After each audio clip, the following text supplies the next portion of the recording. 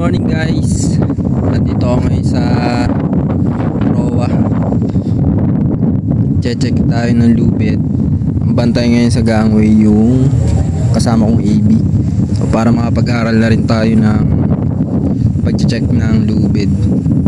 Kung mapapansin nyo, hindi naman sobrang tisado yung lubid, kaya goods yan. So dito lang makikita mo na okay yung lubid natin. Kasi hindi siya, yung tension niya hindi sobrang tisado. So, kahit di mo na sipa-sipain yung mga lubid na yun. So compare dun sa sa last vessel ko sa Capesize, dito mas maliliit lang yung lubid. Yung lubid dun sa last na barko halos kasing laki nung binti ko sa Capesize. Tapos check din natin yung gilid nung agwat nung sa fender tsaka sa hull.